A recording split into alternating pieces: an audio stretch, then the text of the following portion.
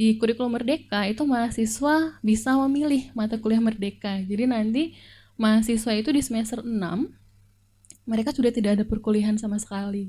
Jadi mereka bisa memilih perkuliahan merdekanya. Jadi ada 5 mata kuliah pilihan kalau di PPA, mahasiswa bisa memilih salah satu yang akan mereka laksanakan untuk perkuliahan mereka di semester itu gitu.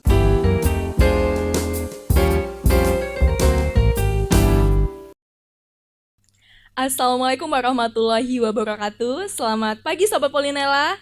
Gimana nih kabarnya? Semoga dimanapun kalian berada selalu sehat dan tetap semangat ya. Kembali lagi di Polinela Podcast bersama saya Rika Mary Azleni. Dan kali ini kita akan mengenal lebih jauh salah satu program studi yang ada di jurusan Teknologi Pertanian Politeknik di Lampung, yaitu program studi D4 atau S1 Terapan Pengembangan Produk Agroindustri atau yang biasa disebut dengan PPA.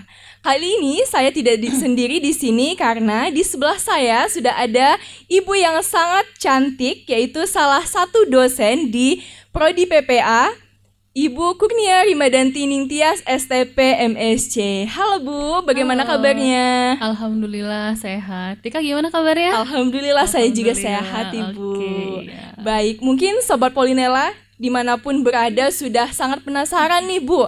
Iya. Apa sih itu Prodi PPA? Oke. Mungkin bisa dijelaskan Bu. Oke, Prodi PPA itu merupakan salah satu program studi D4 ya, atau yang biasa disebut S1 Terapan yang ada di jurusan Teknologi Pertanian. Dan Prodi PPA ini merupakan prodi paling mudah, bisa dikatakan seperti itu, di jurusan Teknologi Pertanian. Karena memang Prodi PPA ini lahir paling terakhir.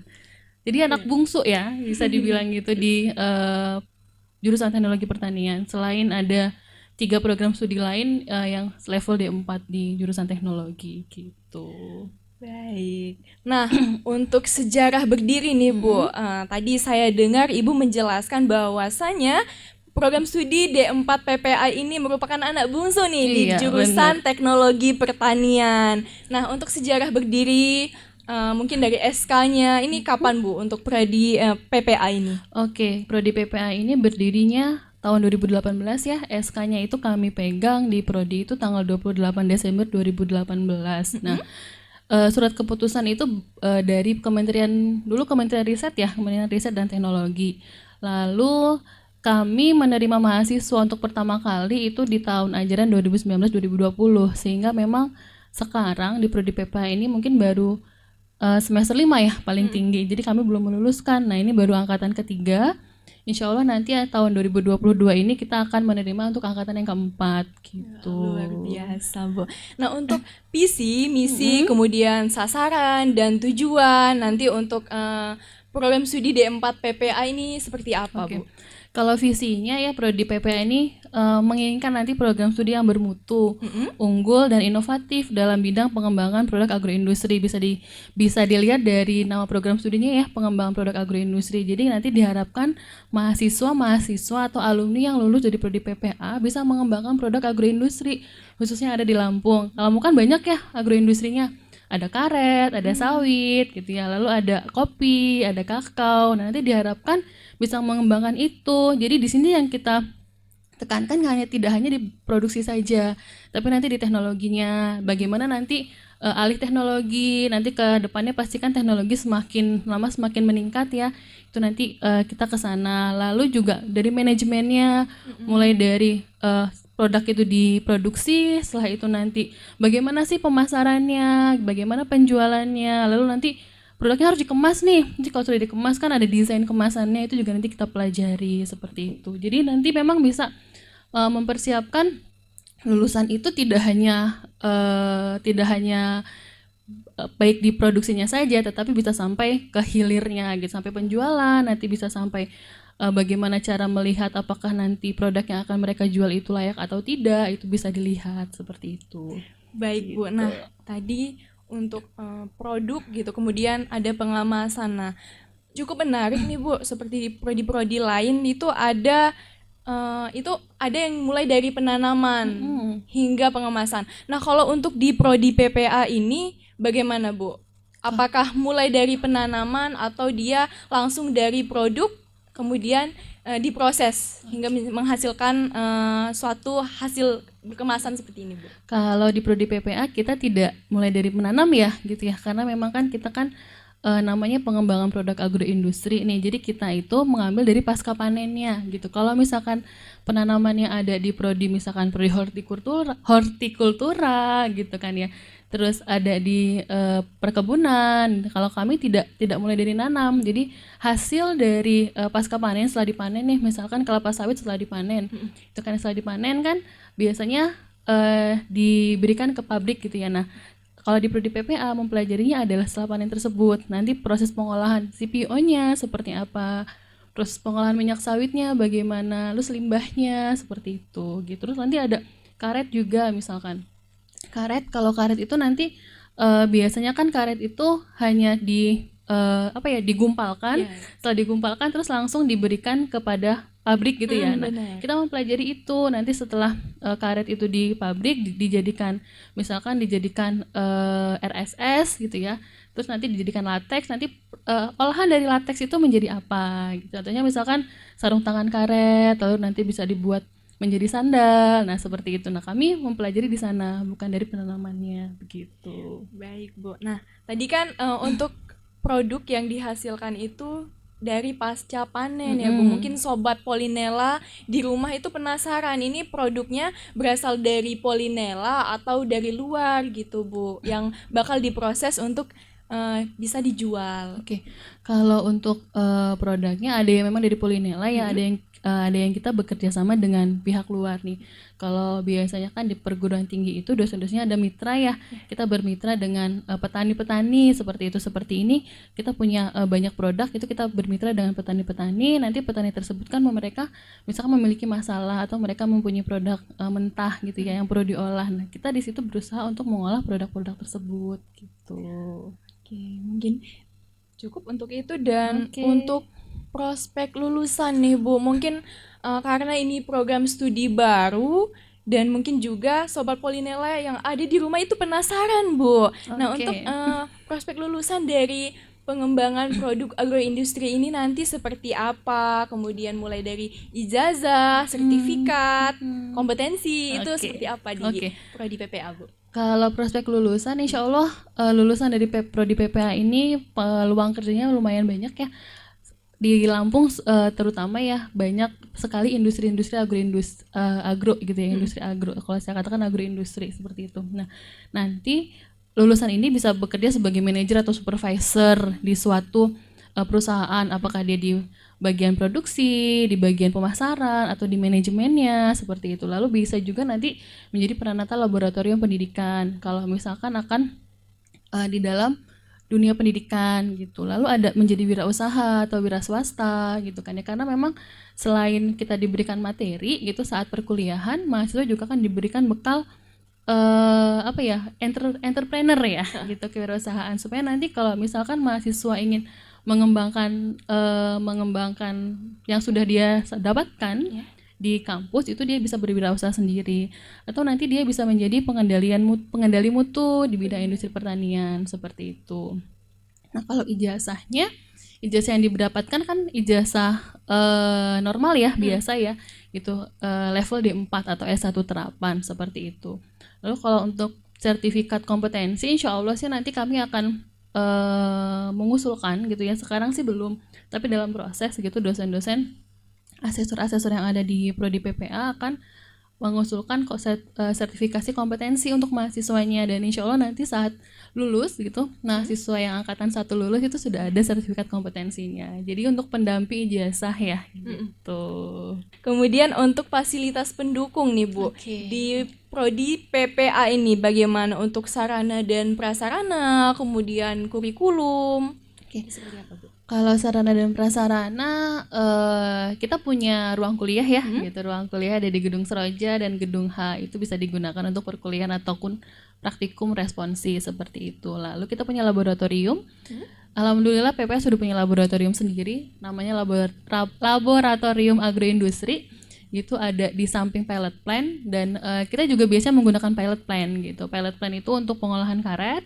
Lalu Di laboratorium itu untuk pengolahan kopi, untuk pengolahan kakao, lalu ada pengolahan minyak atsiri gitu. Kita punya pengolahan minyak atsiri juga, lalu pengolahan sabutret kita ada. Jadi insya Allah sih fasilitasnya sudah lengkap ya gitu untuk pelaksanaan perkuliahan dan praktikum di program studi PPA. Nah kalau kurikulum kita itu kita punya 2 kurikulum nih sebenarnya gitu kan. Tadi saya katakan bahwa saya sudah 3 angkatan gitu di PPA, sudah ada 3 angkatan. Angkatan pertama itu tahun 2019, lalu tahun 2020 angkatan kedua, dan tahun 2021 angkatan ketiga. Nah kita punya 3 kurikulum nih gitu kan ya. Jadi itu sebenarnya bikin dosennya juga bingung gitu. Aduh, kurikulum yang pertama itu kok sama dengan kurikulum yang kedua. Kenapa kok punya 2 kurikulum gitu? Kurikulum yang pertama itu memang kita kurikulum 2019 yang dibentuk saat awal prodi ini terbentuk gitu ya. Lalu kurikulum yang kedua adalah kurikulum Merdeka, dan alhamdulillah kurikulum Merdeka itu sudah berjalan sampai hari ini gitu. Nah di kurikulum Merdeka itu ada beberapa mata kuliah yang berbeda dengan mahasiswa semester 5 gitu ya. Jadi untuk yang semester 5 itu kita menggunakan kurikulum 2019. Untuk semester 3 dan semester 1 kita menggunakan kurikulum Merdeka gitu. Perbedaannya adalah di kurikulum Merdeka itu mahasiswa bisa memilih mata kuliah Merdeka. Jadi nanti mahasiswa itu di semester 6 mereka sudah tidak ada perkuliahan sama sekali. Jadi mereka bisa memilih perkuliahan Merdekanya. Jadi ada 5 mata kuliah pilihan kalau di PPA. Mahasiswa bisa memilih salah satu yang akan mereka laksanakan untuk perkuliahan mereka di semester itu gitu. Jadi ada, saya lupa apa aja ya, ada kewirausahaan, ada proyek independen, lalu penelitian. Jadi mereka bisa memilih. Nah nanti dalam 1 semester mereka melaksanakan itu gitu. Kalau kakaknya nggak ada gitu. Nggak bisa milih kakaknya. Makanya kakaknya ini yang disiapkan, ini yang harus mereka lakukan selama 1 semester seperti itu. Wah, jadi luar biasa ya Sobat Polinela. Dari kurikulum-kurikulum yang dijelaskan oleh Ibu tadi sangat menarik, apalagi yang terakhir nih Bu, yang kurikulum Merdeka. Ada tadi di semester 6 tidak melakukan perkuliahan. Iya. Cocok banget nih buat Sobat Polinela yang akan mendaftarkan diri di Politeknik Negeri Lampung ini tidak ragu ya untuk memilih program studi D4 PPA. Nah, kemudian untuk dosen nih Bu, bagaimana untuk dosen tenaga pengajar begitu di prodi PPA ini? Kalau dosen yang saat ini ya, dosen tetap yang ada di prodi PPA ada 6 orang gitu ya. Salah satunya adalah saya, dan kebetulan Pak Direktur kita, Bapak Dr. Insinyur Sarono itu home base-nya di prodi PPA gitu. Jadi Pak Sarono ada di prodi kita. Jadi ada 6 orang kita untuk sementara ini. Lalu untuk penerimaan CPNS tahun 2022 ini gitu ya, itu ada penambahan lagi 4 orang dosen. Jadi insya Allah untuk tahun ajaran baru nanti itu sudah ada 10 orang dosen yang bergabung di prodi PPA. Dan alhamdulillah background pendidikannya atau kompetensinya itu semua ada di sesuai dengan prodi PPA seperti itu. Nah Bu, saya dari tadi sudah tidak sabar nih Bu, karena di depan kita ini udah ada berjejer-berjejer, ini ada bungkus-bungkus. Mungkin ada, saya lihat kopi celup robusta, kemudian ini ada citronella. Ini perbedaannya apa Bu? Boleh dijelaskan mungkin ini apa sih Bu gitu? Mungkin Sobat Polinela yang menonton di rumah juga penasaran begitu. Apa sih yang ada di depan situ mungkin Bu? Ya. Ini yang ada di depan ini itu ya sengaja saya keluarkan. Ini merupakan salah satu produk hasil dari mahasiswa gitu. Kita ada yang namanya proyek mandiri ya. Proyek mandiri itu kan nanti mahasiswa itu membuat suatu produk, lalu nanti mereka analisa, mereka jual gitu ya. Ini adalah produk-produk mereka gitu. Alhamdulillah sih, saya nggak tahu kenapa ya, tahun ini mereka itu semuanya ke kopi. Ini kan kopi semua ya gitu. Saya nggak ngerti kenapa mereka ke kopi semua gitu. Ini produk-produk mahasiswa. Ini ada kopi celup, lalu ini ada deep kopi. Ini bukan kopi, ini kopi biasa ya, kopi tubruk ya, bisa dikatakan seperti itu. Ini ada masker, ini masker atau scrub ya, saya lupa. Ini masker kopi. Lalu yang itu ada kopi jahe, yang di ujung itu kopi jahe. Lalu ini ada sampo hewan. Sampo hewan dari kopi gitu. Luar biasa Bu, saya juga penasaran nih Bu. Mungkin kita akan bahas lebih lanjut nih Bu. Sampo hewan dari kopi itu untuk hewan iya. apa saja, kemudian pembuatannya bagaimana, Bu. Oke. Kemudian ada masker kopi nih, mungkin Iya. boleh Banyak Bu ya? dijelasin, Bu. Oke, sampah hewan ini dari kopi ini bisa untuk anjing dan untuk kucing dan sudah dibuktikan ya gitu loh. Dosen-dosen dan beberapa mahasiswa sudah membuktikan ini aman untuk dipakai hewan-hewan peliharaan gitu ya. Ini pembuatannya mahasiswa membuat dengan campuran bahan kimia dan sebagaimana ya pokoknya ya proporsinya dengan sesuai gitu sehingga nanti bisa aman untuk si hewannya gitu. Lalu ini ada kopi, ini ada drip kopi. Ini drip kopi. Ini kopi drip. Jadi nanti kalau Dikta nih perempuan-perempuan yang suka minum kopi tetapi nggak suka kopi dengan ampas, ini kan kopi tubruk kan ada ampasnya ya. Iya. Ini nggak suka pakai ampas ya, bisa pakai ini kopi celup juga. Jadi nanti ampasnya itu tertinggal gitu di atas gelasnya gitu.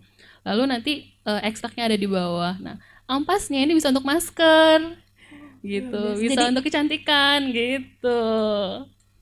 Kemudian ini Bu, yang botol ini Bu ada Oh iya. citronella. Oh iya, saya lupa. Ini bedanya apa Bu? Soalnya saya baca di sini ada citronella sama produk Bu. Iya. Ini minyak katsiri saya lupa, maaf. Jadi tidak hanya kopi, kita juga ada minyak katsiri. Nah, minyak katsiri ini ada dari cengkeh dan ada dari serai wangi gitu.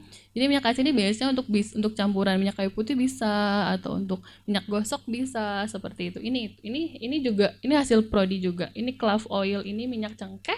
Kalau citronella itu minyak Dari serai wangi gitu. Ini produk-produk dari mahasiswa semua. Nah, untuk produk-produk kan ini udah ada nilai jual ya Bu kalau seperti ini. Nah, ini akan dibagaimanakan gitu Bu? Insya Allah akan dikembangkan ya gitu. Jadi dari Deep Kopi nih, jadi produk unggulan dari PPA memang Deep Kopi gitu, bisa dikatakan seperti itu. Dari Deep Kopi ini insya Allah nanti kita akan mengembangkan ini gitu. Jadi kemarin itu sempat ada bazar ya di belakang GSG. Alhamdulillah sih penjualannya lumayan banyak dan nanti insya Allah doakan saja semoga berjalan dengan lancar. Kita mau buka kafe kecil-kecilan gitu. Jadi nanti produk yang dijual adalah produk-produk dari PPA, khususnya adalah Deep Kopi gitu. Nah, begitu ya Sobat Polinella. Dan yang sangat luar biasa nih yang ini Bu, yang ada di situ. Ini saya buka ya. Teman-teman di rumah kalau misalkan mau yang punya hewan peliharaan nih, kebetulan saya juga punya hewan peliharaan nih di rumah gitu. Saya punya kucing kesayangan saya gitu. Kalau misalkan mau memandikan kucingnya gitu, bisa pakai sampo ini gitu. Yang bisa mendaftarkan diri nih Bu. Mungkin Sobat Polinella di rumah pada bingung. Aduh, saya ini dari jurusan IPS, saya ini dari jurusan bahasa, saya ini dari jurusan IPA, SMK. Bisa nggak ya saya ini daftar di prodi PPA? Nah, bagaimana Bu untuk jurusan-jurusan yang bisa mendaftar di program studi D4 pengembangan produk agroindustri ini? Oke, kalau untuk yang bisa mendaftar ya, untuk SMA insya Allah IPA IPS bisa mendaftar. Jadi teman-teman yang IPS itu jangan khawatir gitu, bisa mendaftar di prodi PPA karena memang materi perkuliahan kita tidak hanya pengolahan saja, kita juga ada manajemennya gitu ya. Ada studi kelayakan, ada hitung-hitungan gitu. Lalu dari SMK juga insya Allah bisa gitu, SMK pertanian, agribisnis, itu yang relevan dengan prodi pengembangan produk agroindustri insya Allah bisa gitu, mendaftarkan di kita gitu. Wah, jadi begitu ya Sobat Polinella. Kita sudah cukup banyak nih saya membahas lebih jauh gitu tentang program studi D4 PPA ini bersama Ibu yang sangat cantik di samping saya ini. Nah, mungkin demikian Sobat Polinella podcast kita pada pagi hari ini. Jangan lupa saksikan podcast-podcast selanjutnya dan podcast-podcast pada hari ini dan sebelumnya di akun YouTube Politeknik Lampung dan juga bisa juga disaksikan di Spotify. Saya Rika Mary Azaini pamit undur diri. Wassalamualaikum warahmatullahi wabarakatuh. Sampai jumpa.